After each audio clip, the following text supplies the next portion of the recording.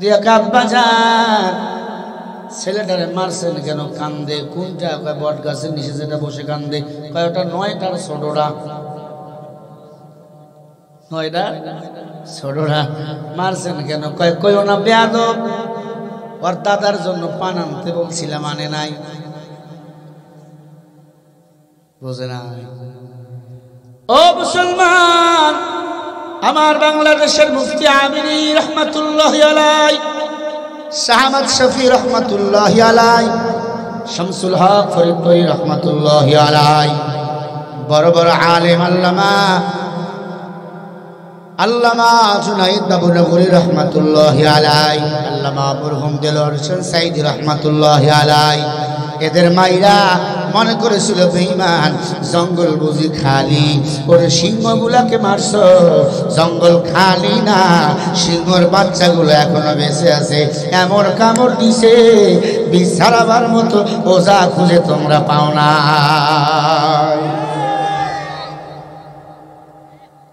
কই পালাইবা?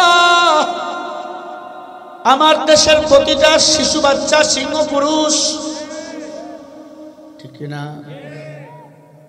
আল্লাহর গোলাম। আমার মুসলমান নামাজ পড়ুক আর না পড়ুক, দাড়ি রাখুক আর না রাখুক, কোরআনের বিরুদ্ধে কথা বললে ওর জিহ্বা টেনে ছিঁড়ে ফেলে, ঠিক না? নবীর বিরুদ্ধে কথা বললে জিহ্বা ধরে টান দেয়। দুঃখ দুঃখ আমার এই বাংলাদেশে কেন কোরআন দিয়ে পার্লামেন্ট চলবে না? কেন নামাজের জন্য আইন করা হবে না? কেন আমার নবীরে গালি দিলে নবীর দুশ্মনের বিচার হবে না? এই আইন আমরা চাই। এই আইন না মানলে আমরাও কোনো কিছু মানতে চাই না।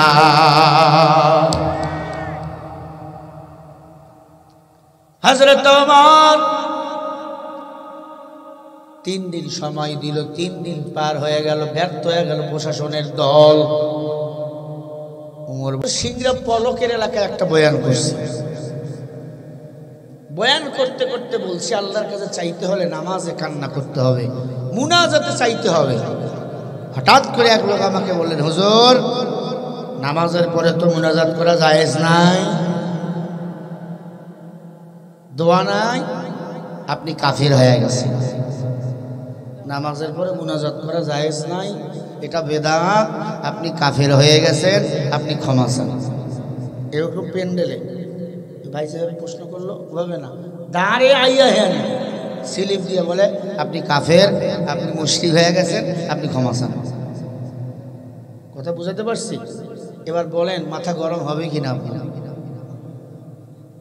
আগের দিন আমার 3 মাহফিল, দিনের বেলা রংপুর তারাগঞ্জ, রাতে তারাগঞ্জ, আর একটা নীলফামারী। ওখান থেকে দিনের বেলা মাহফিলে গেছি নাটক পলকের এলাকায়, ওখানে করে রাতে আবার পাবনা। প্রতিদিন চলছে, 2টা-1টা করে চলছে, আলহামদুলিল্লাহ। বুঝার জন্য বলছে, অহংকারী নয়। উনি বলছেন ফরজ নামাজের পরে দোয়া যারা করবে তারা কাফের, নবীজি দোয়া করে নাই, আমরা দোয়া করব কেন? বুঝলেন? শরীরে জ্বর, ঠিক মতো খাবার দাবার নেই, মাথা গরম। আমি তাকে কিছু গালিগালাজ করছি। এটা নিয়ে আমার নেটিজেন ভাইয়েরা যা শুরু করছে আমার বিরুদ্ধে। বিদেশ থেকে ফোন দিয়ে বলে, হুজুর নামাজ পড়ে দোয়া করা যায় যাচ্ছে, একটা হাদিস দিতে পারবেন? আর দোয়াও মুখরুল ইবাদ, দোয়া হচ্ছে তো ইবাদতের মগজ। কথা বলে না? আর দোয়াও মুখরুল ইবাদ, দোয়া হচ্ছে ইবাদতের মগজ।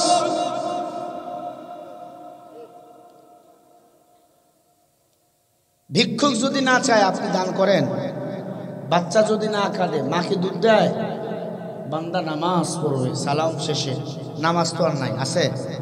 হাত বাঁধছেন, নামাজ শুরু, সালাম ফিরাইছেন, নামাজ আছে? নামাজের মধ্যে যেটা বাড়াবাড়ি সেটা বেদাত। নামাজ শেষ, সালাম ফিরাবার পরে আত্তাহিয়াত, তাশাহুদ, এগুলো আগেও পড়েছেন, এখন তো দরুদ শরীফ পড়ে ইস্তেগফার করে আল্লাহর কাছে চাবেন, এটাই তো দোয়া। কথা হয় না? মুনাজাতে কাঁদবেন, এটাই তো দোয়া। উনি আমাকে মুশরিক, কাফের টাফের বলে যা কিছু তাই। আমার প্রিয় ভাইয়েরা, আমি মাপ চেয়ে দিচ্ছি, তাকেও আমি ফোন দিয়েছি, এবং আমি আপনাদের কাছেও মাপ চাই, আল্লাহর কাছেও মাপ চাই। যদি আমার ভুল ত্রুটিতে ক্ষমা হয়ে থাকে আমি মাপ চেয়ে নিচ্ছি, কারণ মানুষ ক্ষমার ঊর্ধ্বে, ভুলের ঊর্ধ্বে নয়। কথা ঠিক কিনা? তবে এটা বলতে পারেন না ফরজ নামাজের পরে মুনাজাত নাই। আমার নবীজি সাল্লাল্লাহু আলাইহি ওয়াসাল্লাম নিজেই সাহাবা ইকরামদেরকে নিয়ে দোয়া করেছেন। কথা কয় না? গভীর রাতে ইবাদত কবুল হয়, ফরজ নামাজের পরে দোয়া কবুল হয়, কি হয় না? ওলামা ইকরাম বলেন তাহাজ্জুদের নামাজের পরে দোয়া কবুল হয় কিনা, ফরজ নামাজের পরে দোয়া কবুল হয় কিনা, ইফতারির আগে দোয়া কবুল হয় কিনা, সাহারির সময় দোয়া কবুল হয় কিনা? কই ফেলালেন দোয়া? এক সাহাবা নামাজ শেষ করে চলে যাইতেছে, নবীজি বললেন কি রে দোয়া করলা না? বলে নবীজি আমার সময় নেই। নবীজি বলে তোমার নামাজও কবুল হয়নি। সুবহানাল্লাহ বলে। আর এক সাহাবা আসলেন, খেয়াল করেন, নামাজ পড়লেন, দরুদ শরীফ পড়লেন, ইস্তেগফার পড়লেন, আল্লাহ রাব্বুল আলামিনের প্রশংসা করলেন, দরুদের আমল করলেন, এরপরে উঠে চলে যাচ্ছেন, মুনাজাতের সময় দিলেন। নবীজি বলেছেন আল্লাহ তাআলা তোমার ইবাদতে খুশি হয়েছে, বলেন সুবহানাল্লাহ। নামাজ শেষ অনেকে আছে দৌড় দেয়, দরুদের পড়ার সময় নাই, ইত্যাদি ইত্যাদি। আমি তাদেরকে বলি ভাই এগুলা নিয়ে বাড়াবাড়ি করার দরকার নেই। আমি আরেকটি কথা বলেছিলাম, সৌদি আরবে দোয়া করে না, বাংলাদেশে দোয়া করবে কেন? সৌদি আরবের ইসলাম আর বাংলাদেশের ইসলাম এক। সৌদি আরবে অপকর্ম করলে পাথর নিক্ষেপ করে হত্যা করা হয়, বাংলাদেশে ফতুয়া দেন, পুলিশ এসে আপনার আগে নিয়ে যাবে। সৌদি আরবে জিনা করলে ওপেনলি থেকে হত্যা করা হয়, পাথর নিক্ষেপ করা হয়, ঠিক কিনা? সৌদি আরবে যাকাত ব্যবস্থা চালু। সৌদি আরবে কোন মানুষ জিনা করলে তাকে ওপেনলি হত্যা করা হয়। সৌদি আরবে সুদ ঘুষ এগুলো বন্ধ। কথা ঠিক কিনা? বলছে নবীজি দোয়া করে নাই, আমরা দোয়া করবো কেন? নবীজি তো অনেক কিছু করে নাই, তুমি করো কেন? নবী তো শার্ট পরে নাই, নবী তো টাই পরে নাই, নবী তো দাড়ি কাটে নাই, কি নবীজি বিধবা বিয়ে করছে, তুমি কি করছো? নবী তো যৌতুক নাও নাই নাই নাই, তুমি যৌতুক কেন নাও? কথা বলে না। নবী 9 বিয়ে করছে, তুমি কয়টা করছো? নবী 2 তলা মসজিদে নামাজ পড়ে নাই, পড়ায় নাই, তুমি পড়াও কেন? নবী খেজুর ছাটায় ঘুমাইছে, তুমি বিল্ডিং বাড়িতে ঘুমাও কেন? বলো।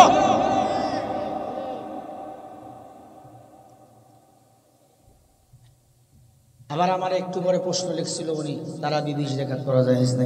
আরে উমর যদি 20 রাকাত তারাবি জামাতে পড়তে পারে, আমরা কোন মোল্লা? কথা কয় না? উমরের কথা মতো কোরআন শরীফের 3 জায়গায় আল্লাহ আয়াত নাযিল করেছে। কথা কি ঠিক? হ্যাঁ নবীজি এটাও ঠিক, 20 রাকাত তারাবি পড়েন নাই, 8 রাকাতও পড়েন নাই। রমজানের পুরাটা যদি নবীজি তারাবি পড়তেন এটা ফরজ হয়ে যেত। কথা কয় না? আমার কথা বোঝার জন্য, বিতর্কিত বক্তা আমি না, হকের পক্ষে ছিলাম আমি, এখনো আছি। আওয়ামী লীগ যখন ক্ষমতায়, স্বৈরাচার যখন ক্ষমতায়, তখন কইছিলা তোমরা যারা আজকে লেখো, আমাকে মারার জন্য রামদানি আসছিল, পুলিশ যখন আমার নিয়ে গেছিল কইছিলেন, যখন আলেমদেরকে পুলিশ দুরানি দিছিল কইছিলেন, রিমান্ডে যখন আমাদেরকে নিয়েছিলেন কইয়া বলেছিলেন আল্লামা সাইদুর রহমাতুল্লাহ আলাইহির মুক্তি চাইতে যাইয়া আমাকে মারা পর্যন্ত হয়েছিল। আপনার সাথে কোরআনের পক্ষে থাকতে যাইয়া ঘরে ঘুমাইতে পারতাম না, বাসায় ঘুমাতে পারতাম না। কখন আপনারা কইছিলেন নামাজের পরে মুনাজাত আসে না না, এটা নিয়ে বিতর্কিত নিয়ে এই যে টোল করেন ফেসবুকে ইউটিউবে, আলেম ওলামাদের গালিগালাজ করেন, আল্লাহর রাস্তায় মাপ চাই, এগুলো বন্ধ করেন। আমাদের মূল পরিচয় আমরা মুসলমান, আমরা ভুল করে থাকলে আল্লাহর কাছেও মাপ চাই, আপনাদের কাছে আমিও মাপ চাই, আমরা সবাই মাপ চাইব, ঠিক কিনা? আল্লাহ সবাই হেদায়েত দান করেন। আরো জোরে করে আমিন। রাগ করলেন? এই বিষয়টা ফয়সালা দেওয়ার দরকার ছিল, কারণ এটা আগামীকাল ইউটিউবে যাবে।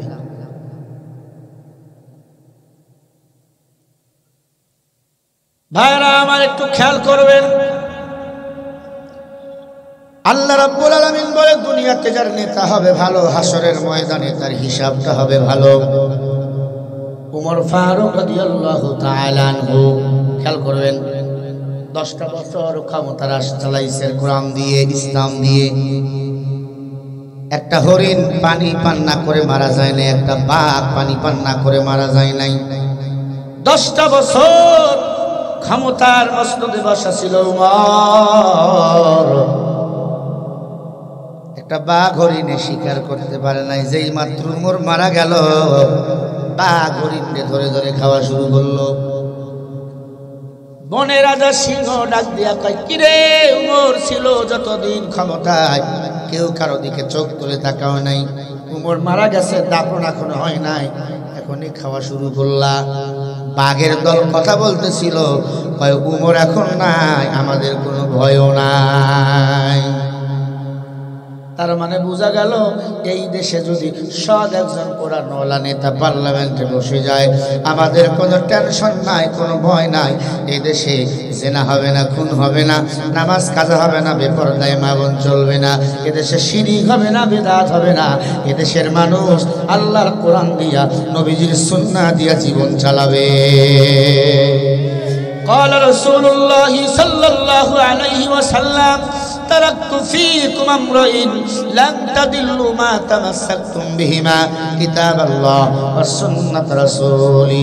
নবী বলে উম্মতের দল, আমি নবীর ইন্তেকালের পরে দুটো জিনিস আঁকড়ে ধরবা, 1 নম্বরে কোরআন, 2 নম্বরে সুন্নাহ। কোরআন আর সুন্নাহ আঁকড়ে ধরে জীবন চালাওয়া, মরতে দেরি জান্নাত চাইতে দেরি হবে না। কোরআন কি কয়? বান্দা তুমি পাপ করেছো, আমি আল্লাহর কাছে মাফ চাও, আমি আল্লাহ তোমার পাপগুলি ক্ষমা করে দেব, ঠিক কিনা?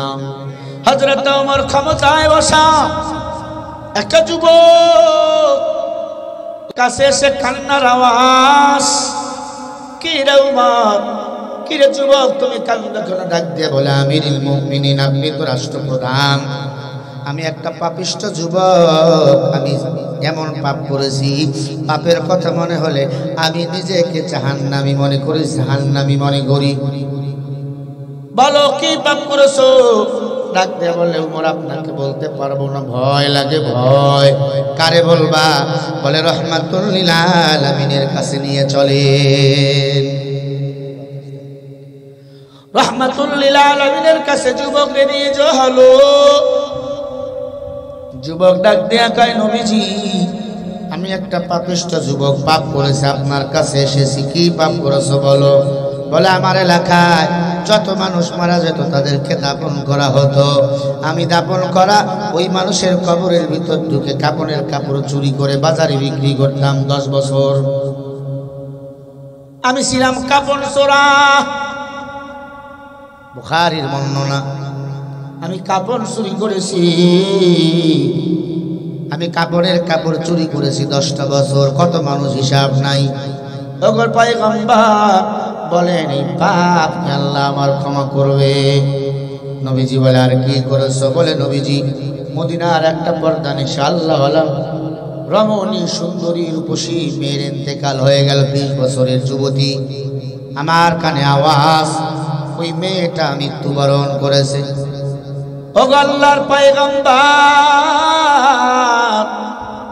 ওই মেয়েটার মৃত্যুবরণ হওয়ার পরে তাকে যখন দাফন করলো তার আপনজনেরা, আমি ওই কবরের ভিতর ঢুকে পড়লাম তারও কাপড়ের কাপড় চুরি করার জন্য।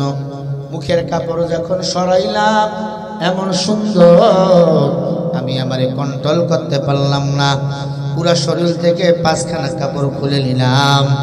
আমি এবার আমার কন্ট্রোল করতে না পাইরা শয়তানের ওয়াসওয়াসায় ওই কবরের লাশের সাথে আমি জিনা করা শুরু করে দিলাম। বলেন নাউজুবিল্লাহ।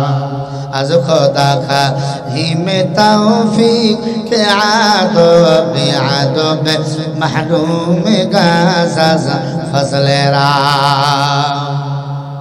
ওগো পয়গম্বর, আমি লাশের সাথে জিনা করতেছি। জিনা কার সাথে? কম কথা। আমি লাশের সাথে জিনা করতেছি। কোন সময় লাশের রূহটা আমাকে ডাক দিয়ে বলে, যুবক তোমার কি মরণের ভয় নাই?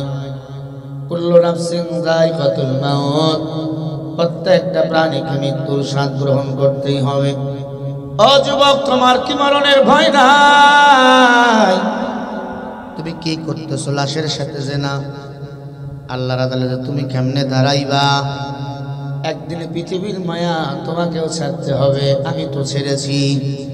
ওগো নবীজি এরপর আমি যখন জেনা করা সে চলে আসবো, লাশটা আমারে ডাক দিয়া কয়, যুবক, যুবক, তোমার কি ভয় নাই? এই কবরে তোমাকে একদিন আমার মতো শুয়ে থাকা লাগবে, চকলেটের মতো। ওরে যুবক, আমার তুই নাপাক বানাইলি কেন? এই কবরে সব লাশগুলো পাক, আমি একাই নাপাক, কি করলি বল? যুবক বলে, আমি তো কথা বলার ভাষা হারিয়ে ফেলেছি, দৌড় দিয়ে চলে আসলাম। ওগো নবীজি, কবরটাকে মাটি চাপা দিলাম, বাসায় যাইয়া গোসল কইরা আমার বিবির সামনেও যাই নাই, ছেলে সন্তানের সামনেও যাই নাই, আমার মা বাবার সামনেও যাই নাই। আমি গুনাহগারের চেহারা নিয়ে আমি কেমনে দাঁড়াবো? পয়গম্বর আপনার কাছে এসেছি, বলে আল্লাহ এই পাপ কি আমার মাফ করে দিবেননি? নবীজি চোখের পানি ছেড়ে বলে, যুবক, এত পাপ মানুষ করে আমি জানতাম না। সূরা আল ইমরানের 133 নম্বর আয়াত আল্লাহ বলেন, ওয়াসারিউ ইলা মাগফিরাতিম মির রাব্বিহিম। জোরে বলি আল্লাহু আকবার। ওয়াসারিউ, আল্লাহ বলে বান্দা গুনাহ করার পরে আমি আল্লাহর দিকে যখন দৌড়াই, আমি আল্লাহ বান্দার তখন সব গুনাহগুলি মাফ করে দেই, আমি আল্লাহ তখন তাকে মুত্তাকিন বানিয়ে দেই। বলেন সুবহানাল্লাহ। ও মুসলমান ইমানদার, আল্লাহ নবী বলে, যুবক দূর হয়ে যা, আমি নবীর দরবার সার। বুখারী শরীফের মধ্যে ঘটনা আসছেন, আল্লাহ তাআলা সাথে সাথে আমার নবীর কাছে আয়াত নাজিল করলেন, সূরা ফুরকান ৭০ নম্বর আয়াত, ইল্লা মান তাবা ওয়া আমানা ওয়া আমিলা আমালান সালিহা ফাউলাইকা ইউবাদদিলুল্লাহু সাইয়্যাতিহিম হাসানা ওয়া কানাল্লাহু গফুরার রহিমা।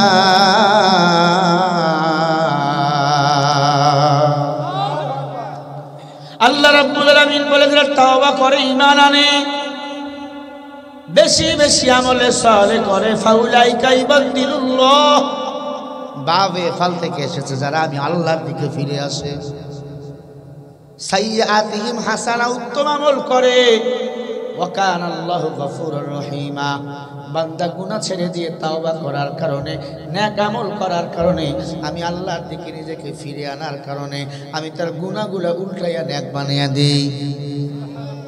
আরো জোরে বলেন। তাহলে গুনাহ করলে যদি তাওবা করি, নেক আমল করি, আল্লাহর দিকে ফিরে যাই, গুনাহগুলোকে নেক বানিয়ে দিবেন কে? ওয়া কানাল্লাহু গফুরুর রহিমা, নিশ্চয় ক্ষমাশীল হলো কে? একটু জবাব দেন, ওই আল্লাহ আজও আছে না নাই? ও এলাকার যুবক, পর্দার অন্তরালের মা বোনেরা, এলাকার বৃদ্ধ বাবাজিরা, কত গুনাহ করেছো, কত পাপ করেছো রে বাবা, আল্লাহর কাছে কাঁদো, আল্লাহ পাক পাহাড় পরিমাণ গুনাহ মাফ করিয়া দিবেন।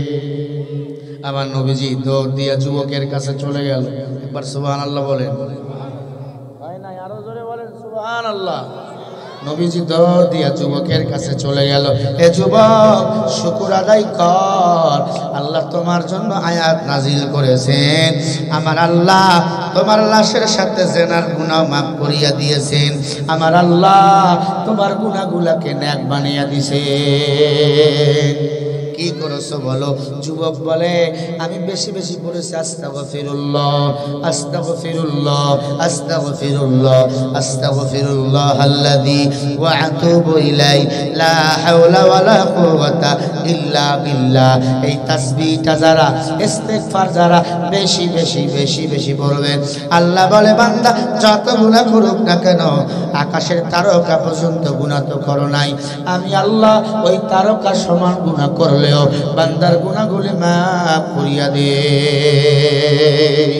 ইয়া ইলাহি তু মেরা রহমান হ্যায়, या इलाही तू मेरा सत्तार है या इलाही मुझसे मुझको दूर कर ताकि देखो मुझ में तुझको एक नजर नबीजी बोले যুবক আমার আল্লাহ তোমার গুনাহ maaf করেছেন যুবক কান্নার আওয়াজ বলো নবীজি আর কিছু আমল দেন আমি যেগুলো করলে আল্লাহ আমারে ভুলবে না নবীজি বলে যে বান্দা উঠতে বসতে পড়বে সুবহানাল্লাহিল আলিয়্যিল আযীম সুবহানাল্লাহি ওয়া বিহামদিহি এত নেক আল্লাহ তার আমলনামায় দান করে দেয় ওই নেক বান্দাকে নেওয়া জান্নাতে নেওয়ার জন্য যথেষ্ট হয়ে যায় দুনিয়ার স্লোগান বন্ধ করো উঠতে বসতে আল্লাহর নামের তাসবিহ পড়ো আল্লাহর নামে তাসবিহ পড়ো আল্লাহ নেকির পাল্লা বোঝাই করিয়া দিবে আমার আল্লাহ জান্নাতের মেহমান বানিয়ে দিবে যতদিন বাঁচবো আল্লাহর নামের স্লোগান দেব আমেরিকা ভারতের স্লোগান আমরা দেব না রাজি আছে কারা কারা রাজি আছেন হাত তুলে দেখাও নারাই তাকবীর নাস্তিকতানে বজ্জাত দিন ইসলাম জিন্দাবাদ নাস্তিকতানে বজ্জাত দিন ইসলাম জিন্দাবাদ কোটি প্রাণে একই আওয়াজ খোদাদ্রোহী ছাড় পাবে না এই বাংলায় ঠাই হবে না মুসলমানরা জেগেছে আজ জোর কদমে সামনে চলো বজ্র কণ্ঠে আওয়াজ তোলো সবাই মিলে একই তালে দাও না স্লোগান নারায়ে তাকবীর দুইয়া দুসু করে এমনি স্লোগান মারবে যারা হাত তুলে স্লোগান দিবে না বুঝুন এটা ভারতের মাল নারায়ে তাকবীর আল কোরআনের আলো আল হাদিসের আলো সংসদে জালো নারায়ে তাকবীর মুসলমানের এই দেশেতে নাস্তিকদের ঠাঁই নাই নাস্তিকদের পক্ষে যারা তাদের কোনো রক্ষা নাই এই দেশেতে থাকতে হলে কোরআন মানতে হবে কোরআন না মানলে তারা বিতাড়িত হবে জোর কদমে সামনে চলো বজ্র কণ্ঠে আওয়াজ তোলো সবাই মিলে একই তালে দাও না স্লোগান লিল্লাহি তাকবীর দুই হাত উঁচু করে আপনি নারায়ে তাকবীর লিল্লাহি তাকবীর আল কোরআনের আলো সংসদে জালো কোরআন সুন্নাহ যেখানে আলেম ওলামা যেখানে সুদ ঘুষ যেখানে যৌতুক আছে যেখানে জিনা ব্যভিচার যেখানে নারায়ে তাকবীর ইসলামের জন্য দেশের হয়েছে জন্ম ইসলামের বিরুদ্ধে গেলে দেশ হবে ভিন্ন ইসলামের বিরুদ্ধে যারা নিছে অবস্থান এই বাংলায় ঠাই হবে না যাও হিন্দুস্তান জোর কদমের সামনে চলো বজ্র কণ্ঠে আওয়াজ তোলো সবাই মিলে একই তালে দাও না স্লোগান লিল্লাহি তাকবীর সবাই পিছনের গুলো হাত তোলে না প্যারালাইসিস কিন্তু আল্লাহ দিতে পারে নারায়ে তাকবীর আল কোরআনের আলো নারায়ে তাকবীর নারায়ে তাকবীর আল কোরআনের আলো আল হাদিসের আলো সংসদে জালো তোমার নেতা আমার নেতা লিল্লাহি তাকবীর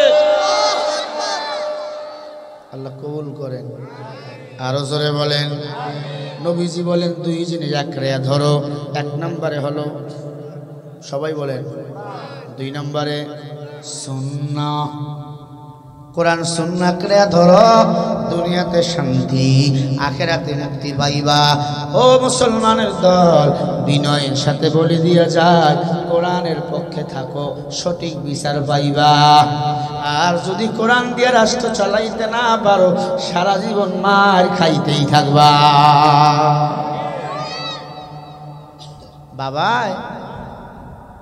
ছেলেরে কয় বাজারে যা, রানীনগর বাজারে যা, একটা গামছা নিয়ে আয়, গামছা 4 হাতের। ছেলে 4 হাতের গামছা নিয়ে আইছে, আব্বা খালি ধমক, ওই বেটা 4 হাতের গামছা আনতে বললাম, গামছা ছোট আর বড় কেন হয়? আব্বা মাপ দেয়, একবার ছোট একবার বড়, ধমক। নিরপেক্ষ সভাপতি কয় কি রে ধমক দেয় খালি ছেলেরে? বাপ কি হয়েছে? কয় 4 হাতের গামছা আমি নিয়ে আইছি, আব্বা কিন্তু সঠিক মাপ দিতে পারে না, একবার ছোট একবার বড় হয়। ব্যাপার কি? নিরপেক্ষ আল্লাহর বান্দা মাপ দিয়ে দেখে 4 হাতের গামছা 4 হাতে আছে। ভেজাল কোথায় জানেন? আব্বার স্কেলের মধ্যে। আব্বার স্কেল হলো রাবারের স্কেল। রাবারের স্কেল টান দিলে বড় হয়, ছেড়ে দিলে ছোট। আজ আমরা বাংলাদেশের আওয়ামী লীগ বিএনপি যারা করি, যারা কোরআন বুঝি না, তারা বিবেক রে বানাইছি স্কেল। বাবার তো মাজারে চিনি দিছে, আমরাও দিই, আছে না? বাবা বাবা বাবা মনে রাখবেন, কোরআন সুন্নাহ ছাড়া কোনো দলিল চলবে না। বিবেক দিয়া যেমন কোনো কিছু মাপা যায় না, রাবারের স্কেল দিয়া গামছা যেমন মাপা যায় না, বিবেক দিয়া এই সমাজ সুন্দর করা যায় না। এই সমাজ সুন্দর করতে হলে কোরআন সুন্নাহ লাগবে কি লাগবে না? কেমন কোরআন পাইছি, কোরআনের কত পাওয়ার। উমর সারা রাত খোলা তরবারি নিয়ে ঘোরে, কে খায় না, কে ঘুমায় না। র্যাব, পুলিশ, বিডিআর, বিজিবি, কবরা কেউ নাই ডানে বামে, উমর একাই। চেয়ারম্যান সাহেব আসছিল, অনেক চেলা পিছনে, কথা কয় না। শুধু এই চেয়ারম্যান বলছি না, সারা বাংলাদেশে উমর ঘুরছিল একা একা। আমি কাঠ হুজুর, কাঠ মোল্লা, আমি হয়েছে আমার সাথেও ছেলেবেলা। উমর ঘুরতো একা একা খোলা তরবারি নিয়া, কথা বললে তরবারি আগে চলতো উমরের। আমি একটু আগে বলেছি, উমর 10 বছর ক্ষমতায় ছিল, একটা বাঘ হরিণ শিকার করতে সাহস, বলছি না? ও মুসলমান, হযরত উমর সারা রাত করে, কে খায় না, কে ঘুমায় না। সকালবেলা বাড়িতে সুজু বানাই আল্লাহর ঘরে মসজিদে গিয়া ইমামতি করবে। তার মানে আমার দেশের রাষ্ট্রপ্রধান হবে যিনি, আমার ঘর, আমার বাংলাদেশের শ্রেষ্ঠ মসজিদ আল্লাহর ঘর বাইতুল মুকাররম মসজিদের ইমামও হবে তিনি। কথা হয় না? এখন বোম মারেন পিসা হুজুর চরমনাই ছাড়া, মামুনুল হক ছাড়া, ডক্টর শফিকুর রহমান ছাড়া, আর বাকিগুলো যেগুলো আছে এগুলোর বোম মারলে খুদ্া করতে পারবে? তাহলে লাভ কি?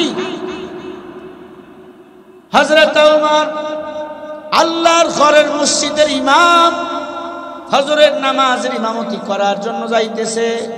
চিন্তা করেন, ফজরের নামাজের ইমামতি করা খুব কঠিন জিনিস, 5 ওয়াক্ত নামাজের ইমামতি করা খুব কঠিন জিনিস। যেই মানুষ 5 ওয়াক্ত নামাজের ইমামতি করে, ওর তার আর কোনো কাজ করা সম্ভব না। কি কথা হয়? হযরত ওমর রাষ্ট্রের প্রধান, বাংলাদেশের মতো রাষ্ট্র, বাংলাদেশের চেয়ে 42 গুণ বড়। ও মুসলমান, ফজরের নামাজ পড়াতে যাবে, এমন সময় দেখে ঘরের বারান্দায় একটা ছোট্ট বাচ্চাকে হত্যা করে কে যেন ফালায়া রাখছে। হযরত ওমর ছোট্ট বাচ্চাকে কোলে নিয়ে দেখে ছোট্ট বাচ্চাটাকে কেটে কেটে কেটে কেটে 12 টুকরা করছে। 12 টুকরা। কয় টুকরা? উমরের মাথা গরম হয়ে গেল, আমার আসতে কোন আবার 12 টুকরা, তো একটা ছোট বাচ্চারে, এই বাচ্চার কোনো তো অপরাধ নাই। দুধের বাচ্চাকে কে 12 টুকরা করলো, কে হত্যা করলো? হযরত ওমরের ঘুম হারাম। আগে তো নামাজ, দৌড় দিয়া মসজিদে চলে গেল, আল্লাহর ঘর বাইতুল্লাহ। মুয়াজ্জিন ইকামত দিলেন, নামাজ শেষ হয়ে গেল, সালাম ফিরাইলেন ইমাম। উমর ডাক দিয়া বলে, সবাই একটু বসবেন, কথা আছে। মারহাবা।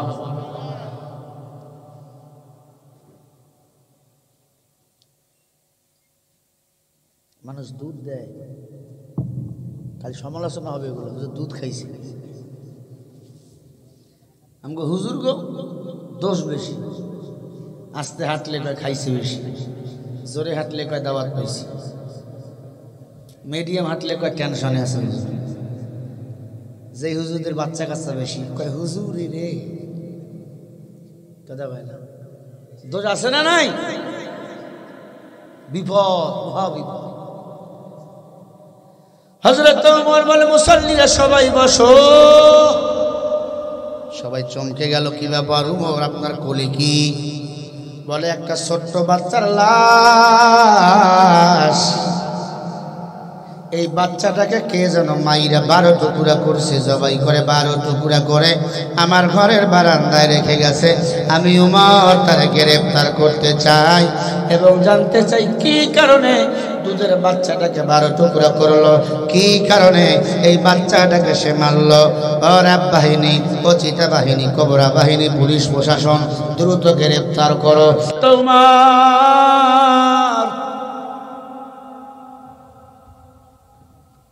হযরত ওমর পাগল হয়ে গেল এই ছোট্ট বাচ্চাটাকে কি কারণে তারা মারলো আমি দেখতে চাই র্যাব বাহিনী চিতা কবরা পুলিশ হয়রান হয়ে খুঁজতেছে ওমর সময় দিল 3 দিন কয়দিন হ্যাঁ 3 দিন আর আমার বাংলাদেশে খুন হয় 3 যুগ চলে যায় বিচার হয় না এমনও দিন দেখছি আমরা যারা অপরাধ করে না তাদেরকে ফাঁসি দেওয়া হয়েছে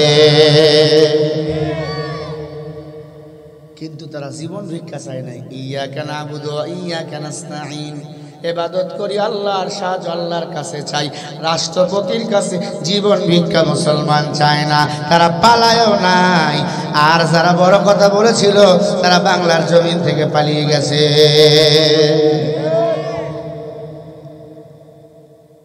বড়র বড় আছে না নাই এক বুড়ার বয়স 120 কত বুড়ার খালি মাথা গরম এই তোরা সব আমার নাতি পুতি আমার বয়স 120 নাতি কয় দাদা তাই নাকি কয় হ্যাঁ খেয়াল করবেন দাদার ডায়েরি নাতি খুলে দেখে আসলে বুড়ার বয়স 120 ওই দাদা তুমি তো সবার দাদার দাদা বুড়া কয় হ্যাঁ চল এক নাতি পুতি গুলারে দেখে আসি গেতে গেতে দেখে এক বুড়া কান্দে এক বট গাছের নিচে বইয়া এই বুড়া তোর বয়স কত দেখতে তো আমার চেয়ে বড় কয় আমার বয়স 240 বড়র বড় আছে না নাই কান্দিস কেন কয় আব্বাই মারছে বোঝে নাই কথা কে মারছে কেন মারছে আব্বারে গিয়া জিগাও দেখে তার আব্বা রশি পাকাইতেছে পাট দিয়ে রশি আগে রশি পাকাইতো না বাঁশের চাকার মধ্যে এমন বান দিয়ে রশি পাকাইতো উঠকুন ডাক দিয়া আব্বা যান ছেলেটারে মারছেন কেন কান্দে কোনটা কয় বট গাছের নিচে যেটা বসে কান্দে কয় ওটা 9টার ছোটরা 9টা ছোটরা মারছেন কেন কয় কইও না বেয়াদব ওর দাদার জন্য পান আনতে বলছিলাম আনে নাই বোঝে না ও মুসলমান আমার বাংলাদেশের মুফতি আমিনী রহমাতুল্লাহি আলাইহি শাহ আহমদ শফি রহমাতুল্লাহি আলাইহি শামসুল হক ফরিদপুরি রহমাতুল্লাহি আলাইহি বড় বড় আলেম আল্লামা জুনাইদ বাবুনগরী রহমাতুল্লাহি আলাইহি আল্লামা মরহুম দেলোয়ার হোসেন সাইদি রহমাতুল্লাহি আলাইহি এদের মাইরা মনে করেছিল বেঈমান জঙ্গল বুঝি খালি ওরে সিংহগুলাকে মারছো জঙ্গল খালি না সিংহর বাচ্চাগুলো এখনো বেঁচে আছে এমন কামড় দিছে বিছাড়াবার মতো ওজা খুঁজে তোমরা পাও না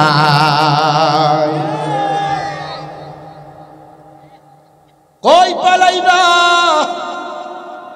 আমার দেশের প্রতিটা শিশু বাচ্চা সিংহ পুরুষ ঠিক না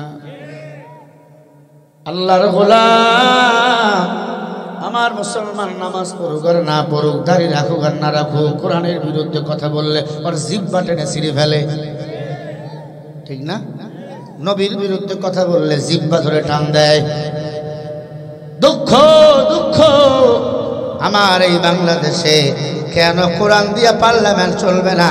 কেন নামাজের জন্য আইন করা হবে না? কেন আমার নবীরে গালি দিলে নবীর দুশ্মনের বিচার হবে না? এই আইন আমরা চাই। এই আইন না মানলে আমরাও কোনো কিছু মানতে চাই না।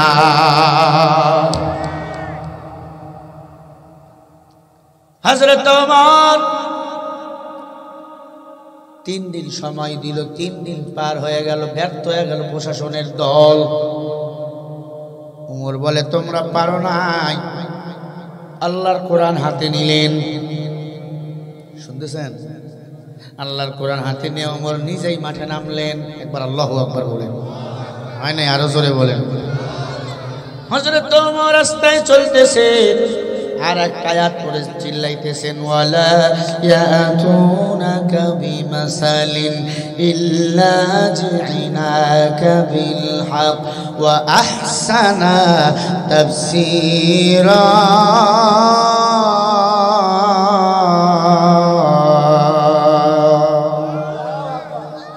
সূরা ফুরকান 33 নম্বর আয়াত। সব সমস্যার সমাধান, সব জিজ্ঞাসার সওয়াল জবাব আল্লাহর কোরআনে আছে না নাই? ওমর ডাক দিয়ে বলে, ও মক্কার মানুষেরা, ও মদিনার মানুষেরা, শুনিয়া লও, আমি ওমর যদি কষ্ট করে আসামিরে ধরি, কঠিন বিচার দেব। আর যদি আল্লাহর কোরআনের কাছে এসে সিলিন্ডার হয়, আমি ওমর তোমার বিচারটা কোরআন সুন্নাহ দিয়ে করব, তবে হালকা ভাবে। এই কথা বলে ওমর ঘুরতেছে একা একা। র্যাব, বিজিপি, সবাই, সেনাবাহিনী, পুলিশ সবাই ফেল। ওমর একাই চলছেন, খোলা তরবারি, এক হাতে কোরআন। জোহরের নামাজের আজান হয়ে গেছে, ইমামতির জন্য ওমর ঢুকছে। এমন সময় দেখে এক মহিলা বরখা পরে দাঁড়িয়ে আছে ওমরের কাছে আসার জন্য। ওমরকে দেখে সালাম দেয়, আমিরুল মুমিনিন ওমর, আমি জানি হত্যা কে করেছে, হত্যাকারীর খবর আমার কাছে আছে। হযরত ওমর বলে, মা একটু পিছনে যান, একটু দূরে যান। আপনি বেগানা নারী, একজন বেগানা নারী পুরুষ একসাথে কথা বললে মাঝখানে আরো একজন ঢুকে যায়। ইন্নাশ শাইতানা ইয়ানযাবু বাইনাহুম ইন্নাশ শাইতানা কানা লিল ইনসান আদুউম মুবিন।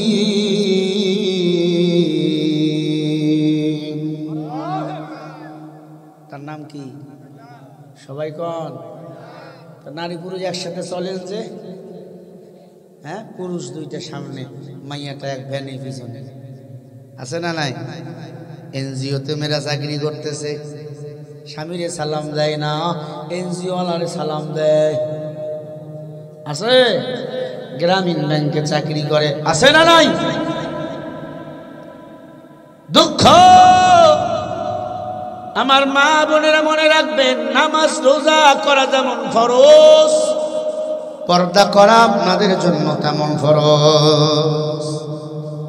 আমার বাংলাদেশে কিছু ভণ্ড মাজার আছে, ভণ্ড পীর আছে, এদের কাছে মহিলারা মুরিদ হয় আর গান গায়, আমার বাবা এমন ধনী মতে বাবা লয় না পানি।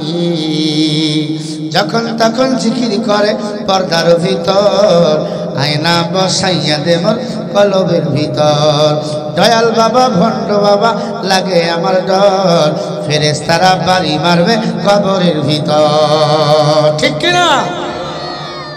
কোন মেয়েরা কোনো পীর সাহেবের মুরিদ হতে পারবে না। মেয়েদের বড় পীর হলো তার স্বামী। বড় পীর কারা? আমার ভাইরা। এই ইমাম সাহেব কই যায়? আমি শেষ করবো তো, আর সময় নাই, আর 7 মিনিট। না না না, ওই ওয়াজ করে লাভ নাই, কারণ আমাকে দৈনন্দিন চিল্লাইতে হয়। দেখেন না গলার অবস্থা, দৈনন্দিন ওই যে শুরু হয়েছে, চলছে 28 তারিখ পর্যন্ত চলবে। শুধু রমজান মাস তাও তারাবি, মাদ্রাসাগুলো বিভিন্ন মাদ্রাসা, এরপরে রমজানের পরের দিন থেকে আবার। আমরা তো মানুষ, এই ঘটনাটা বলেই শেষ করব। জোরে বলে ইনশাআল্লাহ, আরো জোরে বলে ইনশাআল্লাহ। তাহলে মেয়েদের কোনো পীরের কাছে যাওয়া যাবে না, মেয়েদের মুরিদ হওয়া যাবে না। মেয়েদের বড় পীর হলো তার স্বামী। স্বামীর উজু বানিয়ে দেন, ঠান্ডা পানি দিয়ে উজু করতে কষ্ট হয়, গরম করে দেন। কথা বলে না, না কোনো পীরের কাছে যাবেন না, স্বামীর অনুমতি ছাড়া ঘরের বাইরে যাবেন না। স্বামীর অনুমতি ছাড়া স্বামীর সম্পদ বাবার বাড়ি নিয়ে যাবেন না, তবে দান করা যাবে। স্বামীর সম্পদ স্বামীর অনুমতি ছাড়া দান শ্রদ্ধা করা যাবে। স্বামী যদি সাজতে বলে সাজবেন, স্বামী যদি ভালোবাসতে বলে বাসবেন, স্বামী যদি আপনাকে বুকে জড়াই নিয়ে ঘুমাতে চান স্বামীর সাথে থাকবেন। স্বামী যত বড় খারাপ হোক না কেন, ফেরাউনও যদি হয়, ওই স্বামীর ভালোবাসা আপনার বড় দায়িত্ব কর্তব্য। ওই স্বামীর হুকুম ছাড়া আপনার বড় দায়িত্ব কর্তব্য। স্বামীর অনুমতি ছাড়া ঘরের বাইরে যদি যাও, স্বামী যদি বেদার হয়, তোমার কোনো নামাজ রোজা কবুল হবে না।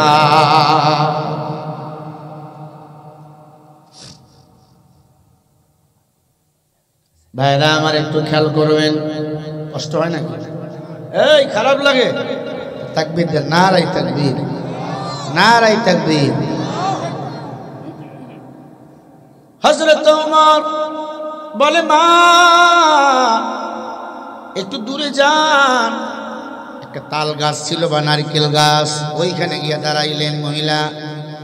ওমর আমি দেখেছি, আমি জানি কে হত্যা করেছে, এই দুধের বাচ্চাকে 12 টুকরা করেছে। আল্লাহু আকবার। এই সত্য কখনো চাপা থাকে না? থাকে না। হযরত ওমর বলে, মা কে মেরেছে? মহিলা বলে, আমি বলবো, তার আগে কথা দিবে তার বিচার যেন সহজ হয়। ওমর বলে, আমি অবশ্যই বিচার করব, আমি আমার ক্রোধ থেকে নয়, আমি বিচার করব আল্লাহর কোরআন দিয়ে। সুবহানাল্লাহ বলেন। হত্যাকারীর বিচার কি হলো আমি কি বলবো? কে হত্যা করেছে বলবো? কারা কারা শুনবেন একটু হাত তুলে দেখান। লিল্লাহি তাকবীর, নারায়ে তাকবীর। এ মাহফিল আগামী বছর হবে, হবে। সোজা সোজা সোজা হাত সোজা করেন, সোজা করেন, বলেন বিসমিল্লাহির রহমানির রহিম। হাত সোজা নামায় পকেটে দেন, যার পকেটে যা আছে। একটা রুমাল দেন, রুমাল দেন না।